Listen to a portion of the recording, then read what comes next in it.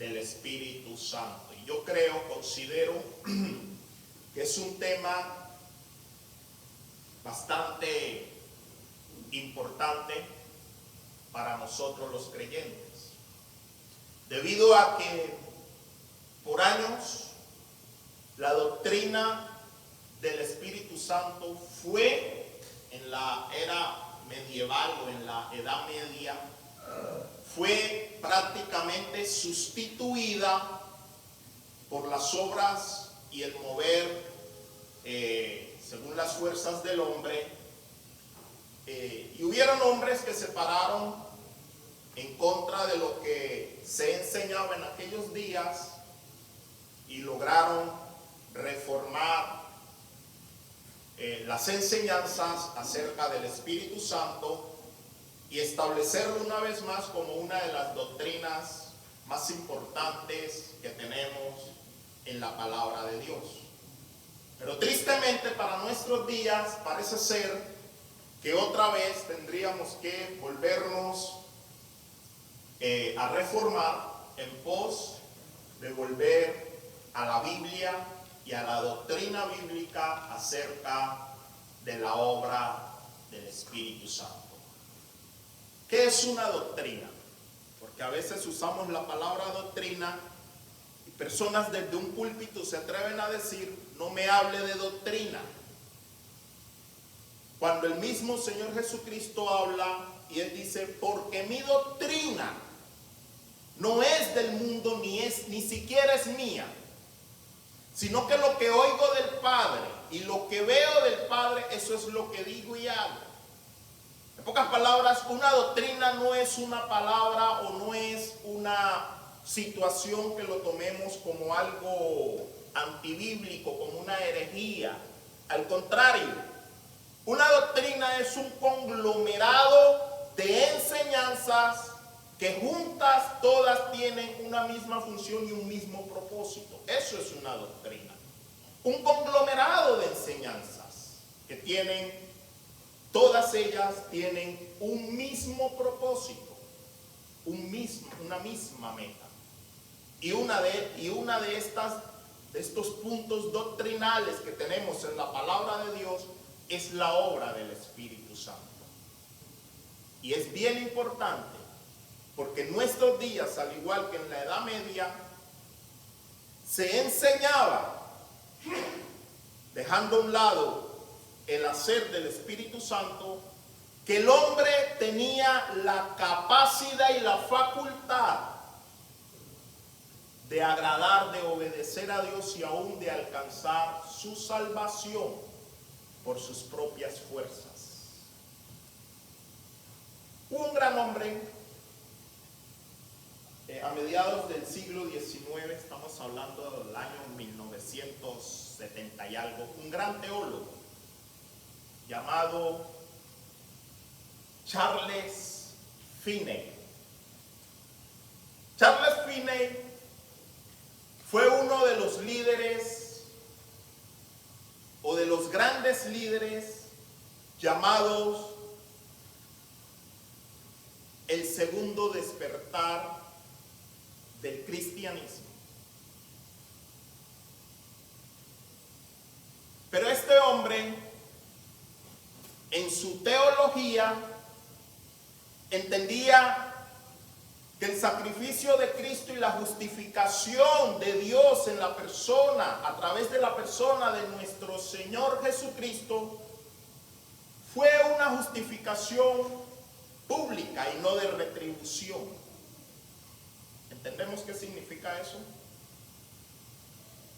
Significa que Dios, por la gracia, da la salvación y que la salvación está ahí, como lo está esa computadora.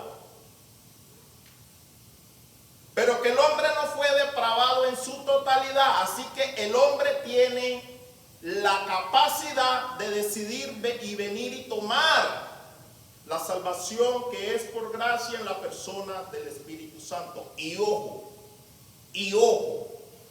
porque esto se enseña en nuestras iglesias. Se enseña de que, y este era uno de los puntos fuertes de este hombre, Él dice que el hombre no fue depravado en su totalidad.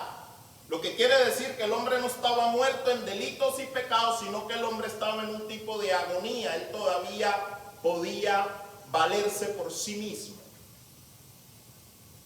Esto se enseña porque cuando en muchas de nuestras iglesias hemos sido persuadidos a través de la predicación de la persona que nos enseña, y se nos hace un llamado al frente a aceptar públicamente a Cristo como nuestro Señor y nuestro Salvador, entonces esta persona que hace esto recibe el perdón de los pecados y es salvo porque esta persona decidió. O sea, el pecador decide el día y la hora de salvarse. Eso es lo que enseñaba Charles Finney. El pecador decidía sin la intervención de Dios en la persona del Espíritu Santo. Voy a usar solo 2 ejemplos antes de que entremos al punto. ¿Usted recuerda dónde estaba Abraham cuando Dios lo llamó? Ok, vivía en la ciudad de ¿cuál? Ur de los Caldeos, Uz de los Caldeos, algo así. Pero Abraham se encontraba explícitamente ofreciendo sacrificios a los dioses que él creía por la infertilidad de su esposa Sara para que pudiera concebir. Ofreciendo sacrificios a dioses paganos, porque yo no sé si usted ha leído la historia bíblica de Abraham, la vida de Abraham. Y en esta región donde él vivía, donde él habitaba, tenía más de 5,000 diferentes dioses. Cuando escuchó la voz de Dios, vete de la tierra y de tu parentela a la tierra que yo te mostraré. ¿Quién buscó a quién? ¿Dios a Abraham o Abraham a Dios? Abraham buscaba a Dios, pero eran los dioses que él se imaginaba que eran dioses, a los cuales él podía manipular.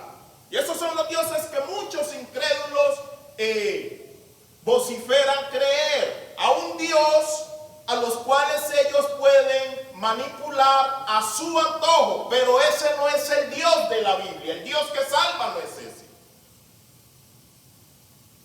Segundo ejemplo. ¿Hacia dónde iba el apóstol Pablo con cartas, con permisos, con poderes, cuando tuvo un encontrón con el Salvador? ¿Hacia dónde iba Pablo?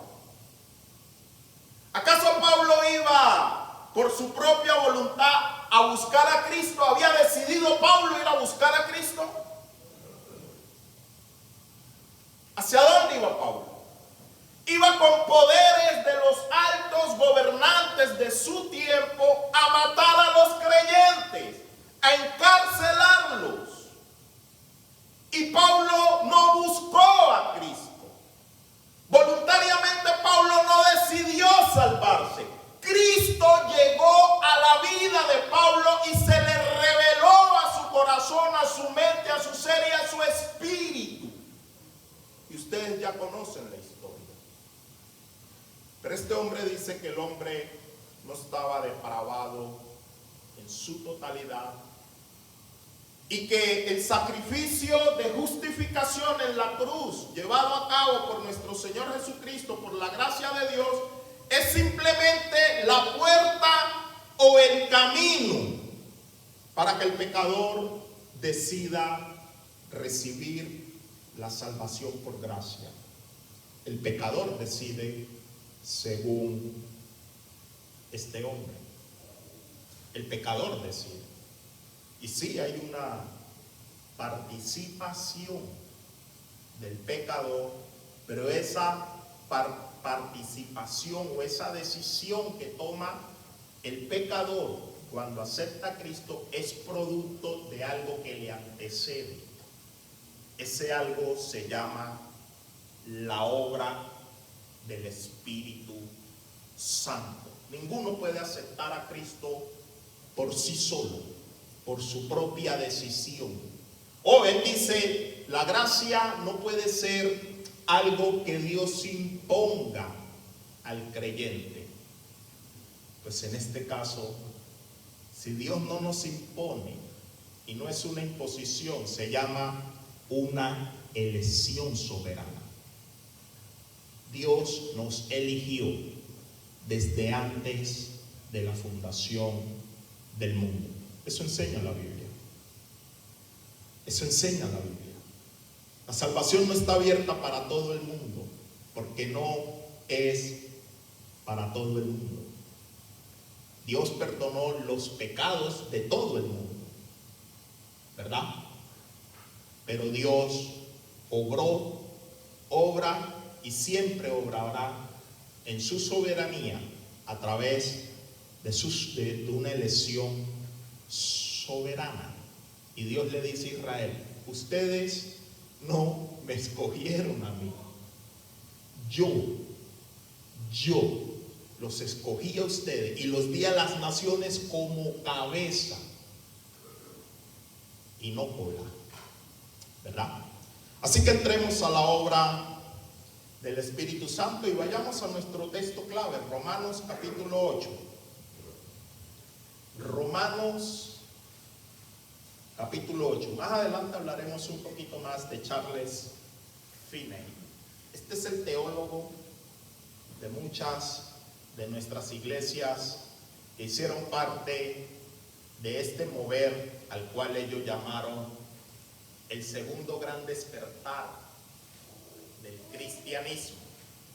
Un predicador teólogo norteamericano, el cual ejerció una gran influencia en el pueblo cristiano, pero esta influencia fue como un retroceso a la Edad Media y a lo que discutieron hombres como Martín Lutero, como Juan Calvino, con los sacerdotes romanos católicos de aquel entonces, que habían destituido dentro de la iglesia del Señor el obrar del Espíritu Santo. Romanos capítulo 8, versículo 9. Dice Pablo, escribiéndole a la iglesia en Roma: mas vosotros no vivís según la carne, sino según el Espíritu.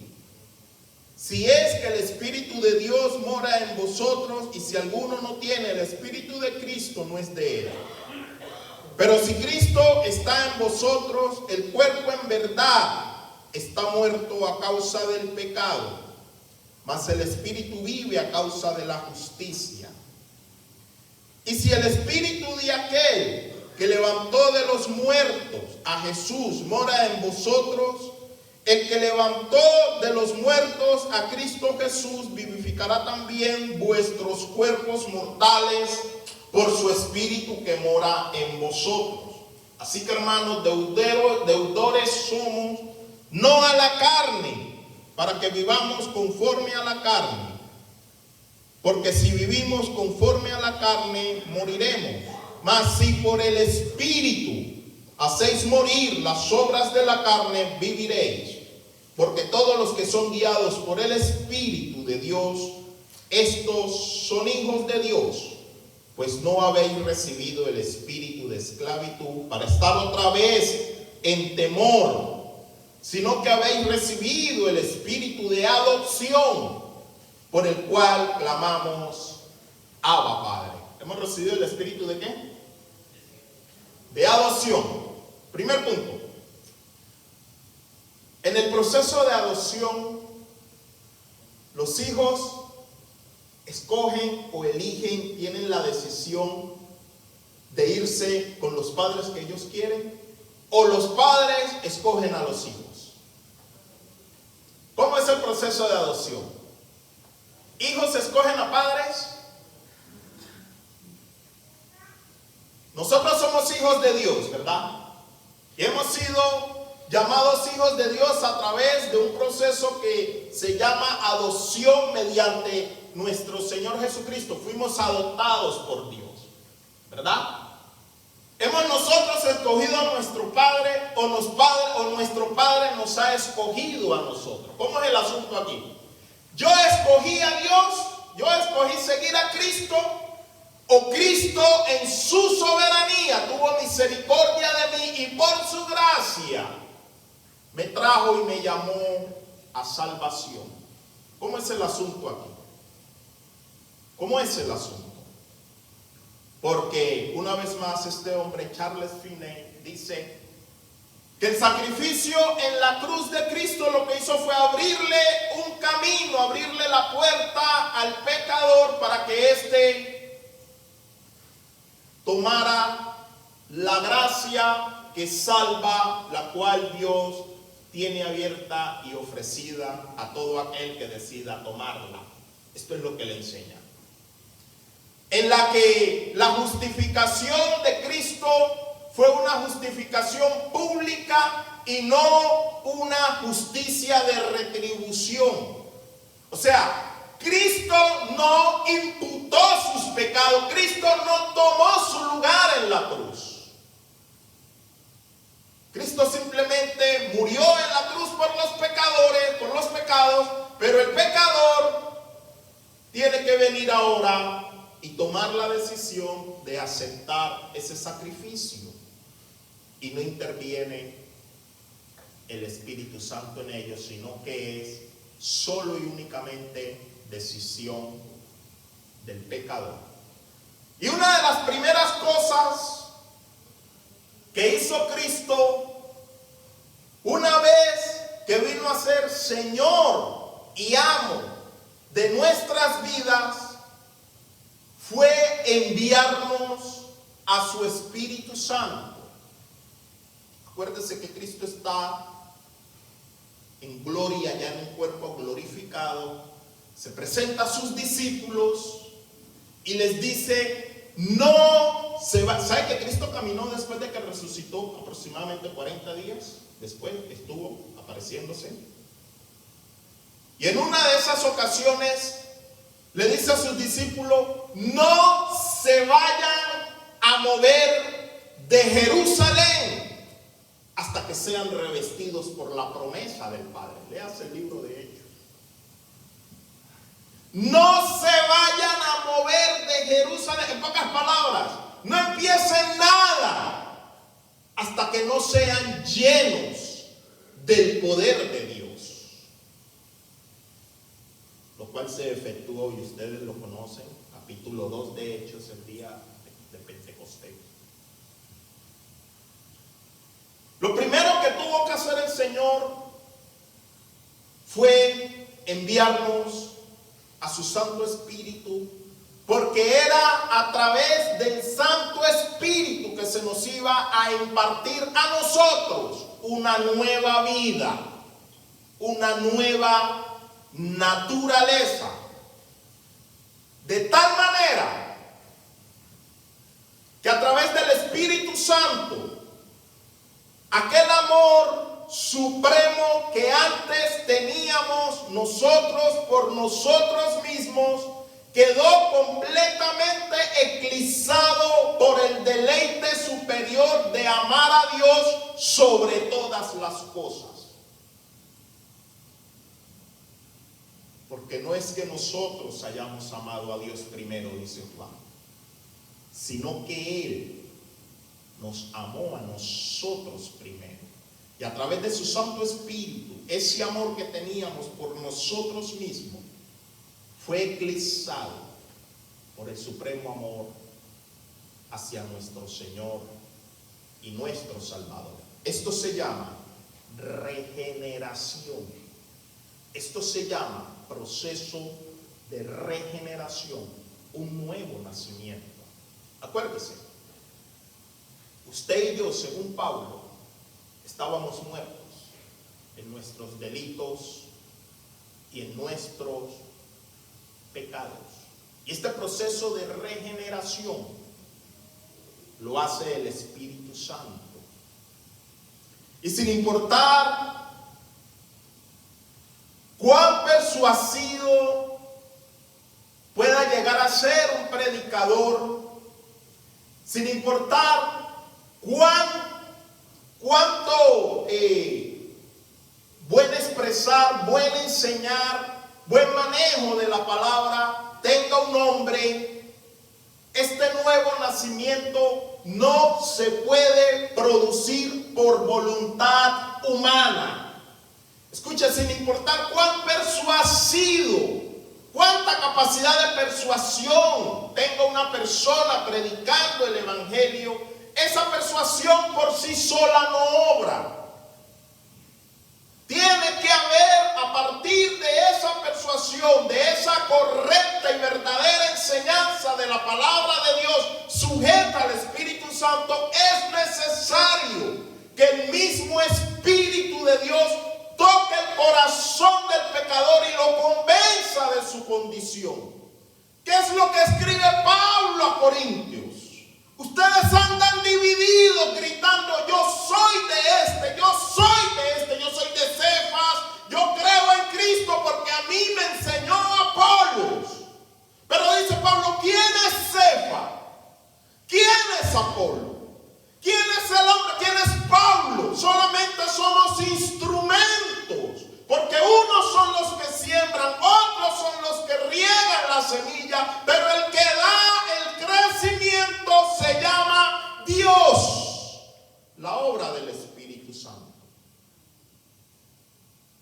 Yo sé que muchos nos impresionamos cuando encontramos predicadores elocuentes, pero el propósito de predicar la palabra de Dios no es mover nuestras emociones. El propósito de predicar la palabra de Dios es traerle buenas nuevas, arrepentimiento y fe en pos de llevar al pecador a los pies de Cristo. Y esto se hace a través de la obra del Espíritu Santo. Tenemos que predicar fielmente la palabra de Dios, pero el resto lo hace el Señor. El resto lo hace el Señor. No saquemos al Espíritu Santo y la importancia de su obra en la vida del pecador. No le demos al hombre atribuciones que el hombre no tiene. Miren lo que dice Juan según su evangelio, en el capítulo 1 de San Juan, capítulo 1, verso 12 dice: mas a todos los que le recibieron, ¿a quién? A Jesús. Dice: en el mundo estaba, dice el 11. En el mundo estaba y el mundo por él fue hecho, pero el mundo no le conoció. Hablando de Cristo. Y dice: a lo suyo vino y los suyos no le recibieron. Dice: mas a todos los que le recibieron, a los que creen en su nombre, les dio potestad de ser hechos hijos de Dios. Y dice, escucha bien, porque dejando este versículo 12 así solo, quizás podríamos concluir que el hombre decide. Mire bien el versículo 12. A los que le recibieron, a los que creyeron en el nombre de Jesús, les dio la potestad de ser llamados hijos de Dios. Pero el versículo no se quedó ahí. ¿Cómo una persona o cómo pudieron aquellos que le recibieron, cómo pudieron recibirle? Mire lo que dice el 13. Los cuales no fueron engendrados de sangre ni de carne, ni de voluntad de carne, ni de voluntad de varón, sino de Dios.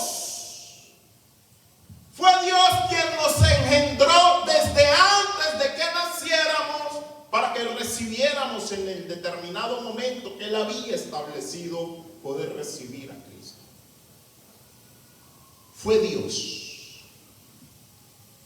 Los que hemos sido hechos hijos de Dios, los que somos llamados hijos de Dios, los que hemos recibido a Cristo, no lo hicimos por voluntad de sangre ni por voluntad de carne, sino que Dios, dice Juan, hemos sido engendrados por Dios. Los que hemos nacido de Cristo, una nueva criatura, nacimos por la voluntad de Dios. mediante el Espíritu de Cristo y no por voluntad de hombre. Ese nacimiento no se puede lograr a partir de la obra del hombre. No se puede lograr por medio de ningún programa eclesiástico. No se puede lograr a través de ninguna actividad que lleve a cabo la iglesia por sí sola. Por muy buena que sea, ese nuevo nacimiento no se puede lograr por un programa bien ejecutado que tengamos como iglesia, sino que ese nuevo nacimiento se logra solo y únicamente a través del Espíritu Santo. Y esta es la gloriosa doctrina que en nuestros días ha sido sustituida,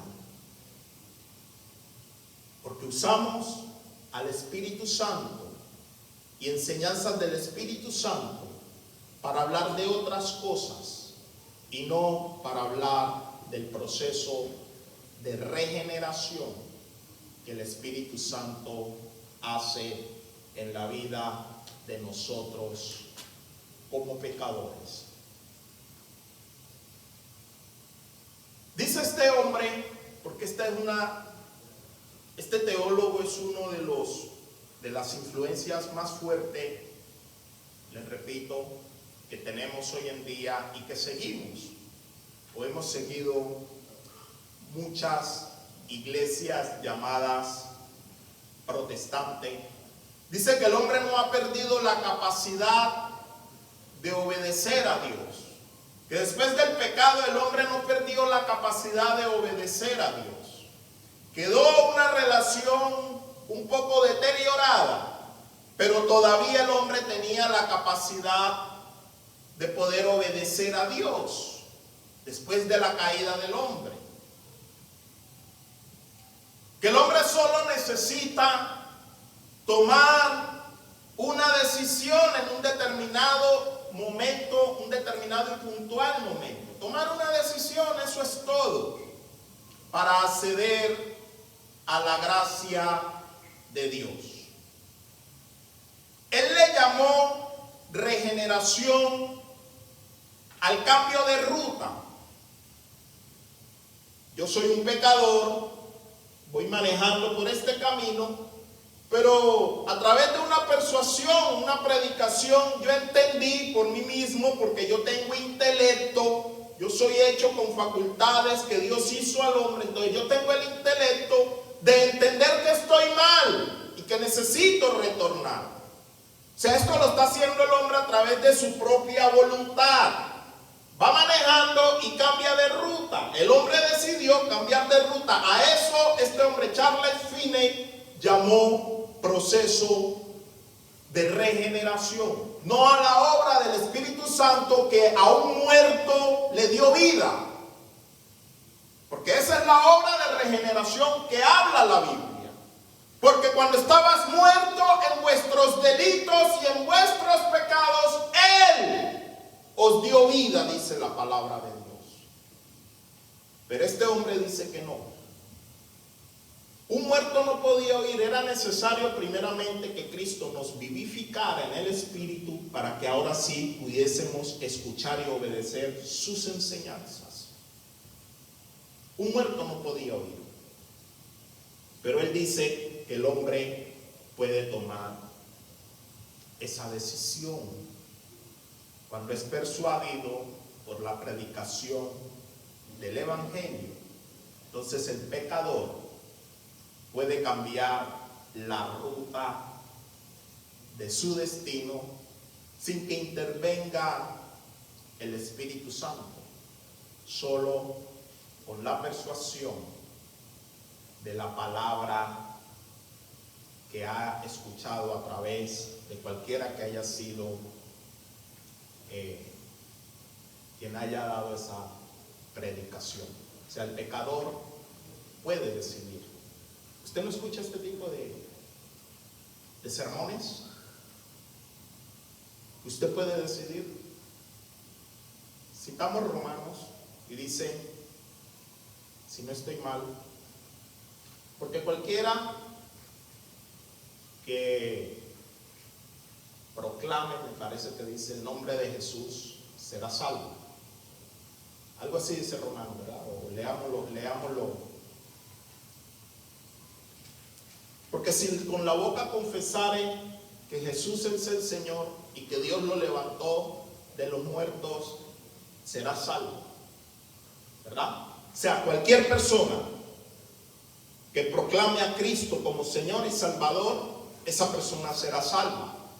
Cualquier persona puede tomar la decisión de proclamar a Cristo. Y luego dice Pablo,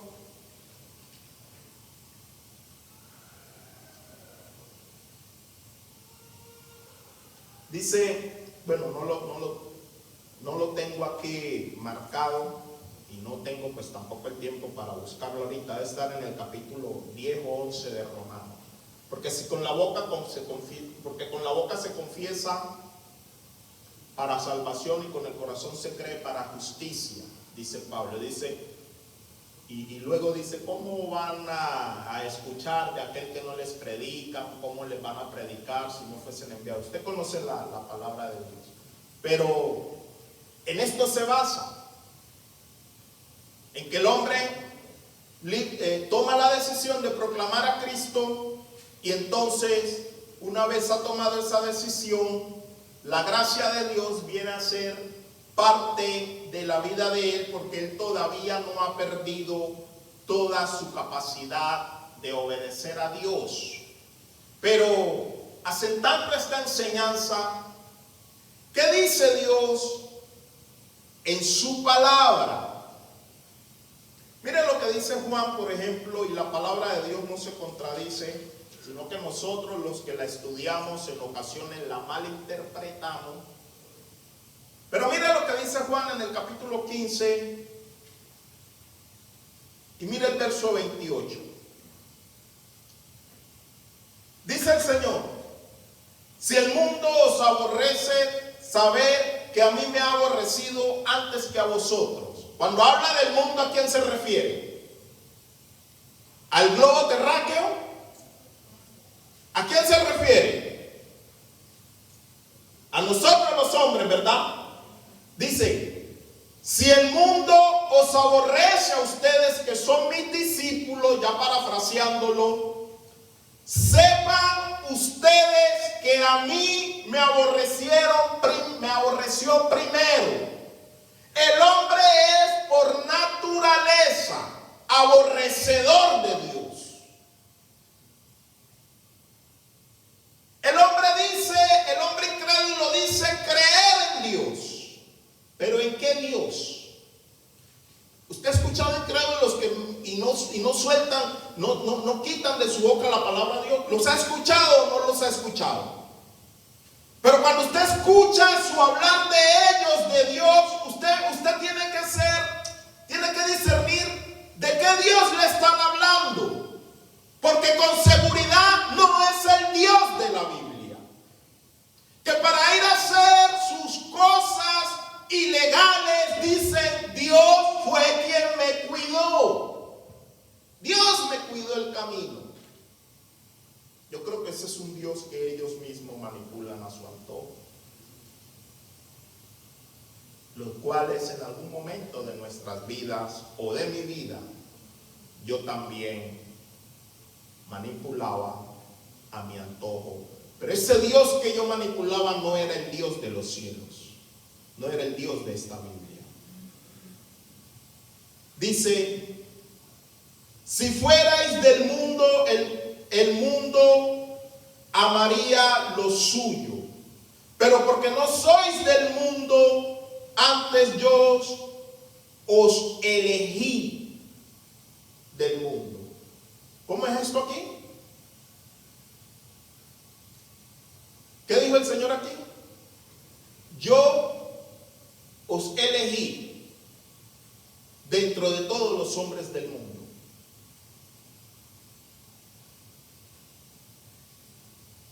Por eso el mundo os aborrece.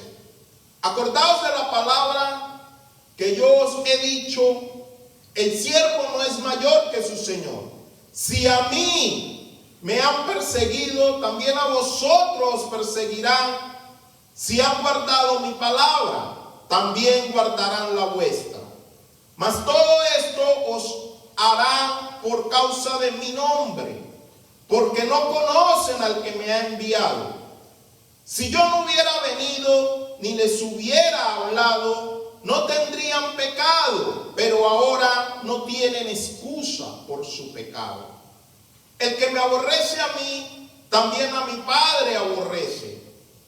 Si yo no hubiese hecho entre ellos obras que ningún otro ha hecho, no tendrían pecado, pero ahora han visto y han aborrecido a mí y a mi Padre.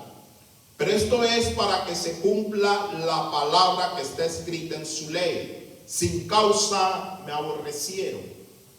Y continúa diciendo, pero cuando venga el Consolador, a quien yo os enviaré del Padre, el Espíritu de verdad, el cual procede del Padre, él dará testimonio acerca de mí. Y vosotros daréis testimonio también, porque habéis estado conmigo desde el principio. Entonces vemos cómo el Señor pone al hombre en la perspectiva de que el hombre se encuentra totalmente incapacitado para seguir a Dios o escoger a Cristo por su propia voluntad. Mire lo que dice Pablo en la primera carta a los Corintios. Limpiaos pues de la vieja levadura, para que seáis nueva masa, sin levadura como sois, porque nuestra Pascua, que es Cristo, ya fue sacrificada por nosotros. Si hubo una justificación de restitución. Cristo tomó nuestro lugar. No fue simplemente una justificación pública para que a partir de ahí yo viniera y escogiera o tomara el regalo que se me da. Fue recibir un regalo que por mis propias fuerzas, por mi propia capacidad, ni merecí ni hubiese podido recibir. Si hubo una restitución. En pocas palabras, según este hombre de Dios, porque el hecho de errar en algunos puntos doctrinales, yo no me atrevo tampoco a decir que no era un hombre de Dios.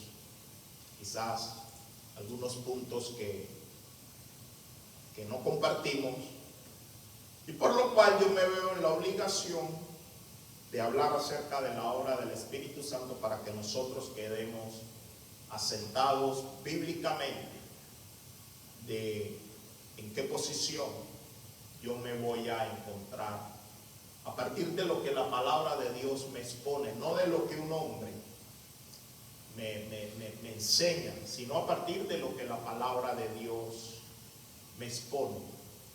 En pocas palabras dice este hombre que lo único que se necesita para ser cristiano es una decisión personal. Es una decisión personal. No hay intervención de nada más. Solamente el hombre decide. Y Dios escribe. Dios escribe. Capítulo 36 del libro de Ezequiel. Verso 25. Dios escribe: esparciré sobre vosotros agua limpia, y seréis limpiados de todas vuestras inmundicias, y de todos vuestros ídolos os limpiaré. Dios está unilateralmente comprometiendo el limpiar al pecador.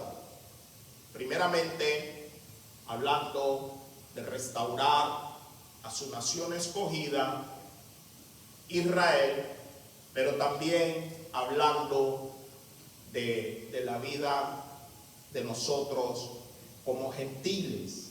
Y dice: os daré corazón nuevo y pondré espíritu nuevo dentro de vosotros, y quitaré de vuestra carne el corazón de piedra.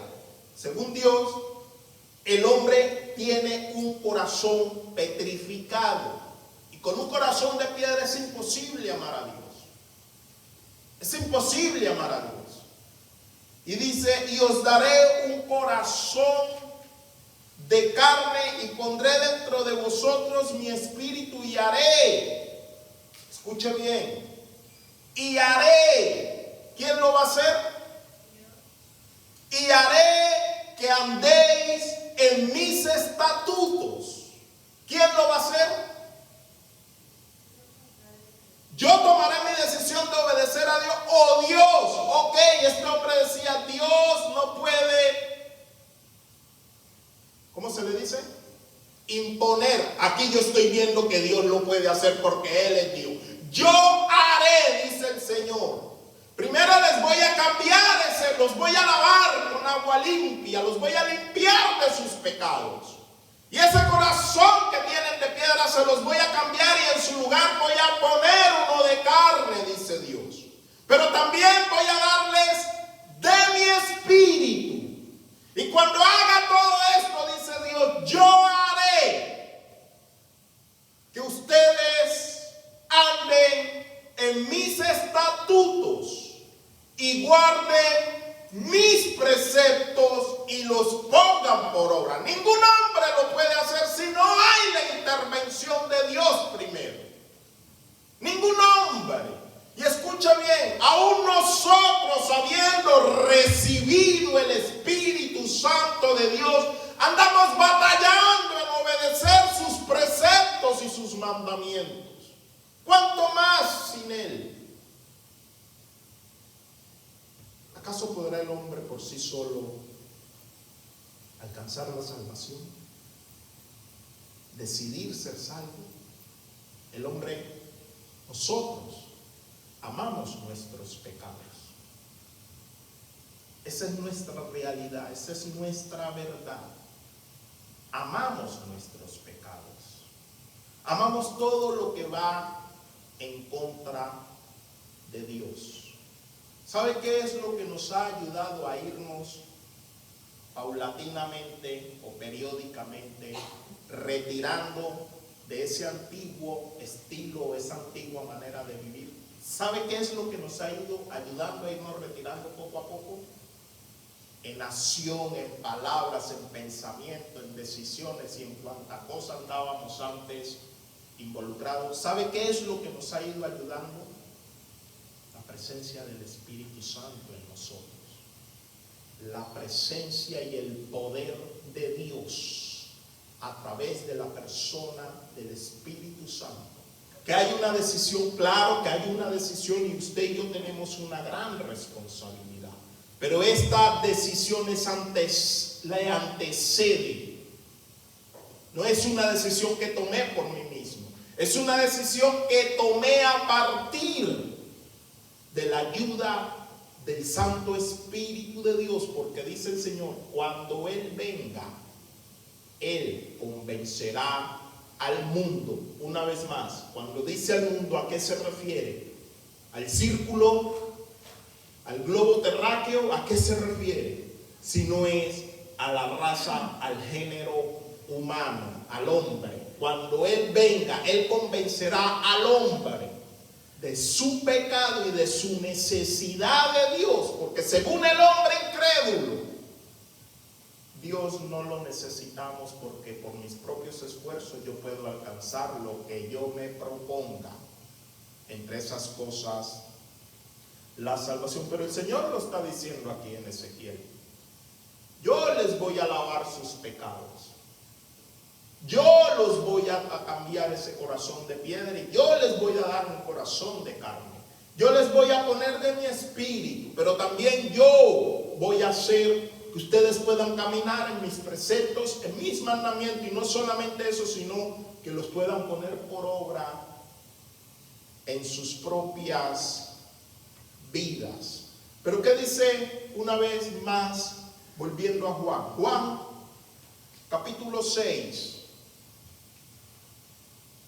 La obra del Espíritu Santo tiene que estar presente todos los días en nuestras vidas, en nuestras conciencias. Tenemos que estar conscientes de que por nosotros mismos no podemos, que es a partir y a través de Dios en la persona de su Santo Espíritu que podemos permanecer en el camino de su gracia. Juan capítulo 6, verso 44. ¿Lo tienen? ¿Qué dice el Señor Jesús en esta porción? Mire lo que dice. Ninguno, en otras palabras, absolutamente nadie, ninguno puede venir a mí, o sea, a Él, a Cristo. Ninguno, nadie puede venir a mí, dice Cristo, si el Padre que me envió no le trajere. ¿Cómo es ahí? Oye, yo como hombre entonces puedo decidir. Cristo está mintiendo entonces aquí si yo tengo mi decisión. Si depende de mí, Cristo está mintiendo. ¿Qué está diciendo Cristo? ¿O su Biblia dice algo diferente? ¿A quién le está atribuyendo Cristo el seguirle a Él? ¿A quién se lo atribuye? ¿Al hombre? Está diciendo, ninguno puede venir a mí si el Padre que me envió no le trajere.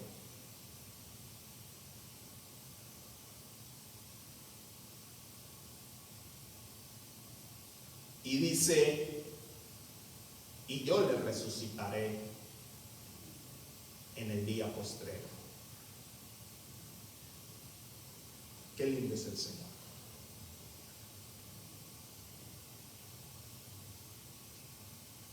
Dios, a través de una elección soberana, escogió a aquellos que iban a ser salvos.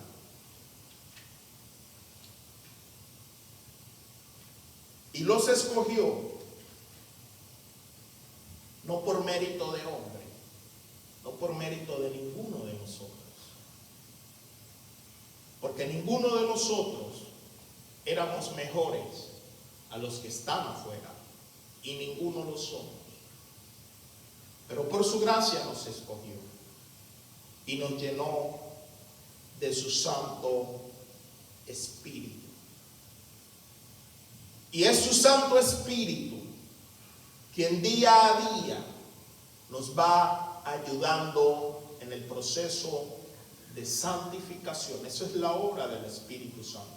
Usted no se aparta del pecado y usted no ha aprendido a detestar las cosas que antes usted amaba. No las ha aprendido a detestar porque usted sea el que decide y el que tiene el gran, ellos le llaman dominio propio. Tiene en el mundo secular otra palabra. Tiene, ¿cómo le llaman al dominio propio allá afuera? ¿Ah? Fuerza de voluntad, algo así. La fuerza de voluntad. Ellos le llaman así.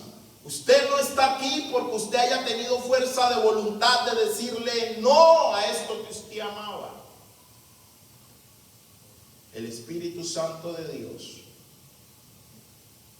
le ha ayudado para que paso a paso se vaya apartando de aquello que Dios le ha mostrado y le ha convencido que es desagradable a sus ojos, de tal manera que hay muchas cosas que antes usted hacía y se deleitaba en ellas, pero que hoy las aborrece.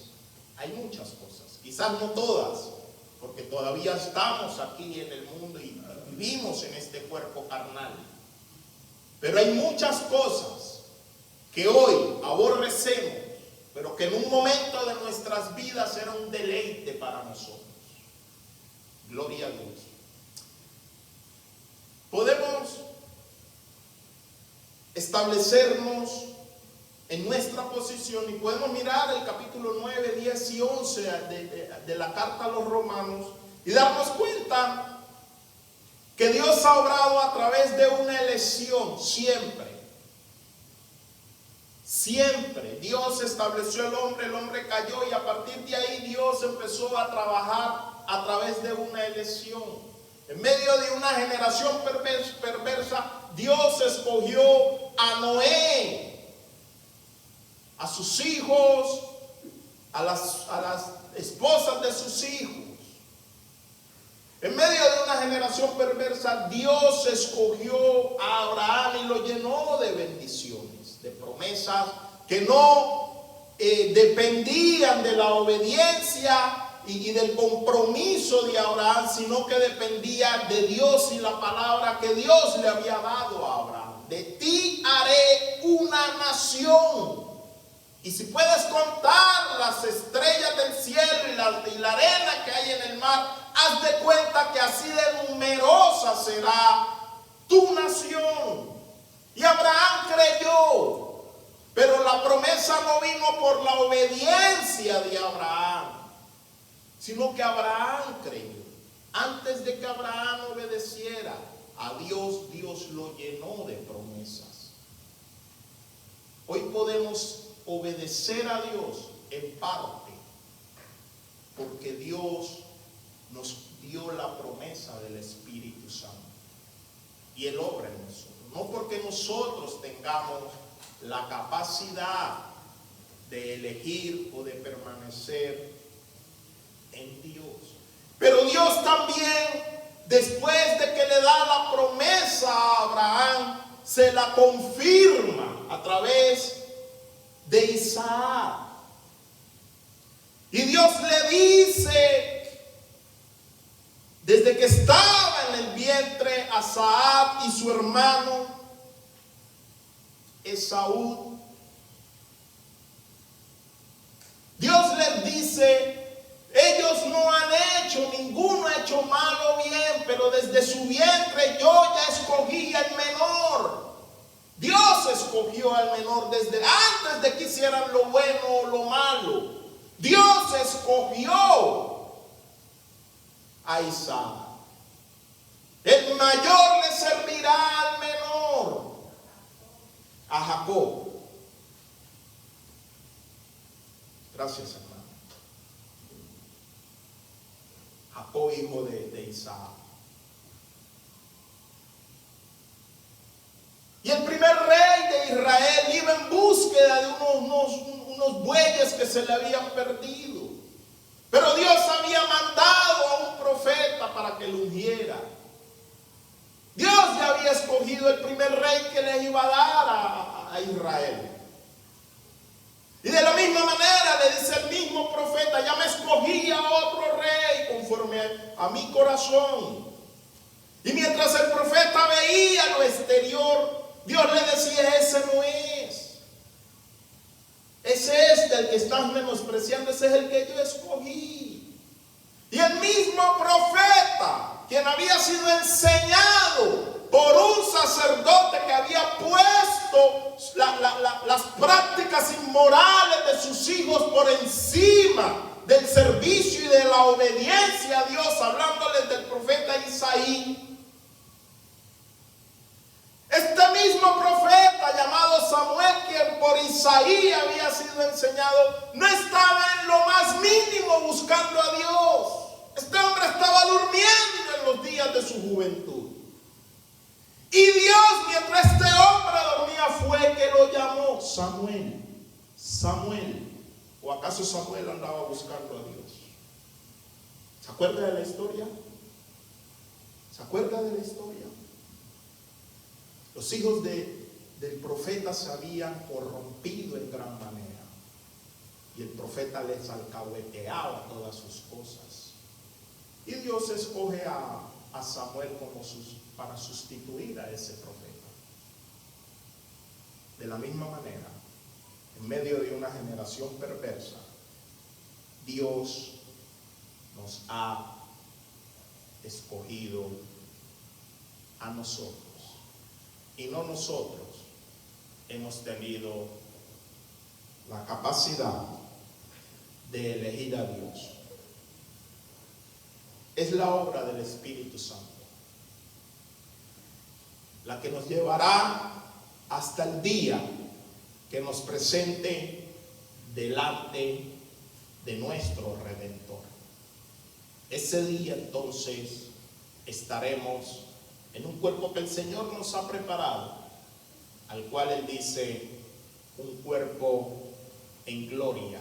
Seremos glorificados y ahora sí se cumplirá en su totalidad la palabra del Señor, cuando ya ninguno le enseñará a otro, porque todo le conoceremos y le veremos y lo obedeceremos, pues sus reglas, sus normas, sus estatutos y sus preceptos estarán plasmados en nuestros corazones y por naturaleza haremos la voluntad de Dios sin que nos cueste ningún esfuerzo, porque este tabernáculo, este cuerpo carnal, este cuerpo mortal habrá quedado atrás.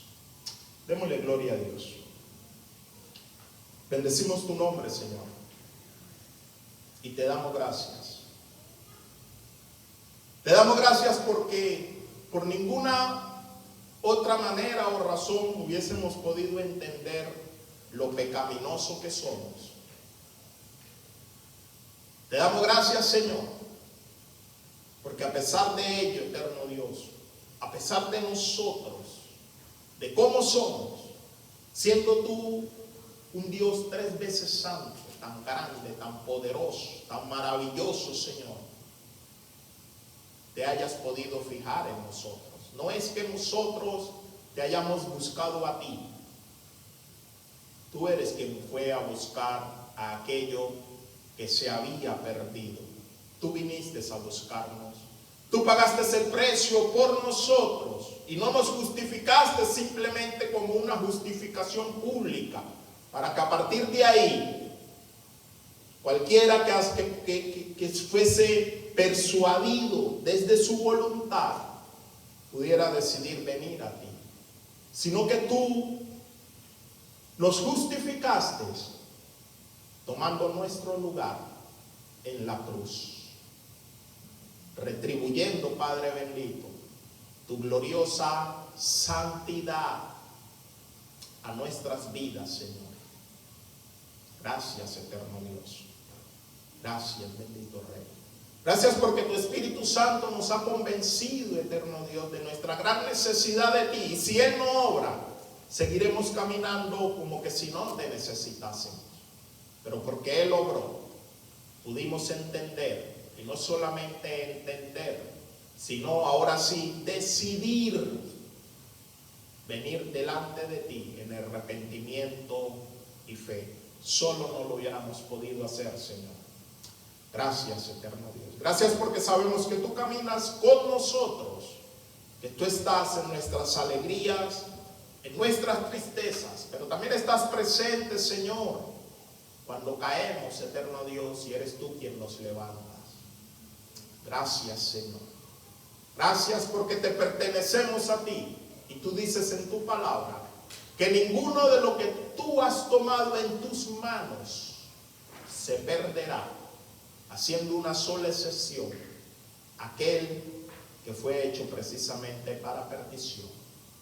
Porque, como dice Pablo en la carta de los Romanos, no depende del que quiere, no depende del que corre, sino que depende de ti, como le dijiste a Moisés: yo tendré misericordia del que quiera tener misericordia. Porque para eso mismo, dice tu palabra, levantaste a Faraón para demostrar tu poder, para glorificarte, porque hay vasos de honra para tu gloria, pero también los vasos de deshonra son para tu gloria, eterno Dios. Gracias porque en todo tú eres quien tiene todas las cosas bajo tu perfecto control y no el hombre, eterno Dios. Te bendecimos, Dios, por tu Santo Espíritu, quien nos redarguye, quien nos exhorta, quien nos consuela, quien nos fortalece, quien nos levanta, quien nos anima, Señor, quien nos da discernimiento, sensibilidad, nos permite oír tu voz, eterno Rey, porque nos has dado vida, eterno Rey, porque estábamos muertos, Señor, pero tú nos has dado vida, eterno Dios. Gracias te damos, Señor. Te bendecimos en el nombre de Jesús. Amén.